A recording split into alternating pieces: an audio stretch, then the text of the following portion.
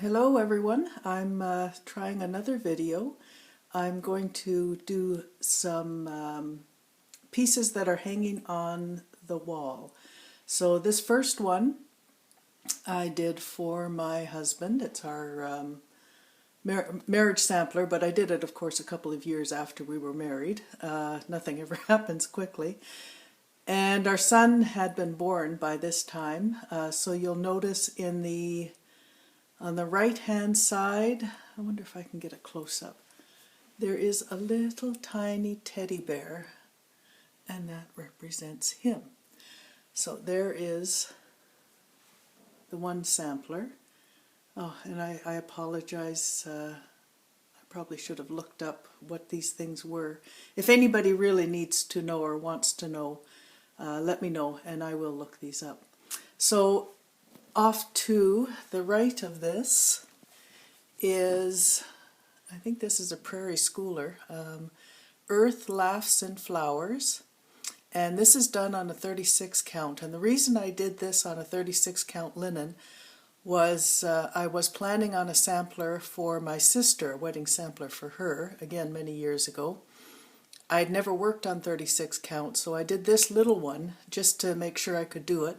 I could do it, and so I did her sampler. I have a picture of it, although I have no idea how to put pictures in here. So I will maybe do a video of pictures another time. So there's that one, and down below that is one my mother did. So that's one of her pieces. I hope you can see that. So there we go. And she did that in 2004. So if we go by here, here's some more. This is not cross stitch, but it is embroidery. It is a house in Ottawa. My mother stitched it. Absolutely gorgeous. I love the roof. Her stitching is amazing. I guess this would be called needle painting. I'm not 100% sure.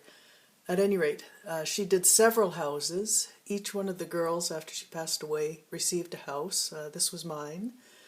And my two sisters each got a house. And if we go down, this is another house my mother did. This was the second house we owned. We're in our third house now.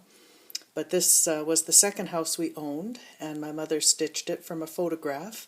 She did a little bit of landscaping. We did not have bushes in the front, but she took care of that. Nor did we have flowers. She's got little flowers in the front too. So it was nice to have a little bit of landscaping done, even though it was done on a picture. So that was what she did. Again, that's needle painting, not cross stitch. It may get fuzzy, but at any rate. So she did our first house and our second house. So this is our second. I'll show you the first one a little further down. This is a sampler that my mother did. My mother loved old samplers. So I'm just going to see if I can back out here. So this is a replica of an old sampler that she had done. And this was one of the ones where I made the deal with her. If I got it framed, I could keep it. And that's exactly what I did, is I got it framed all up properly, and I kept it. Beautiful. She did a nice job on this, all done on linen. And I'm sure it's DMC threads. I know she used some silks on things, but not a lot because they're very expensive. So most of her work is with DMC, and but she does like to work on linen. She liked linen a lot. So if we go up here, this is a bird she did. I think it was her own drawing. And again, it's needle painting, which she loved doing. I tried it. It's difficult to do. I have a teeny tiny little thing I did, and I'll show that to you one day. So she did that bird. Move down here. This is again needle painting. It was done by a woman in Deep River, Ontario, and this is, I believe this is the Mattawa River that runs through Deep River. Beautiful. I bought it in Deep River, and again a number of years ago. Just gorgeous. As I said, if anyone needs more information, let me know and I'll look up names and patterns and things like that. This was her own drawing, but if you want her name, I can find that for you. Further down, again, we have another piece of my mother's, another bird. My mother loved birds. So this was done again. Again, it's her own drawing and her own stitching, needle painting. I don't know if it shows well or not further up. This is, again, my mother. I have a lot of her stuff. This is an Ontario trillium. That's the provincial flower, which is a flower my mother loved again. And I think this is Petty Point. It's a very, very, very tiny count, and it looks like it might be a tent stitch. So I'm thinking that's what it is. Now, I don't know how to pause this, so you'll have to excuse me. We're going to just move on. This is a painting my husband gave me one anniversary. And we move on to family pictures. And then we get to house number 1 that was done by my mother. I'm hoping you can see it. I know there's a lot of reflection. So this is house number 1. Again, there's extra landscaping, but it is fairly accurate. So again, needle painted that she did from a photograph. And this was a picture she did. It's a wombat, which we don't have in Canada, I don't think. I'm not sure where wombats are, but again, my mother liked that a lot. So I am going to, let's see now. There are more, and well, maybe I'll do a little walk around here because we need to go to the other side of the room. I do have other artworks done by friends, done by my sister, done by all sorts of people. I love having personal artwork in my house. Matter of fact, that is a lighthouse on Manitoulin Island in Ontario, and that was done by a friend of ours. Beautiful, beautiful picture. She does lovely work. Okay, so can you see it snowing outside?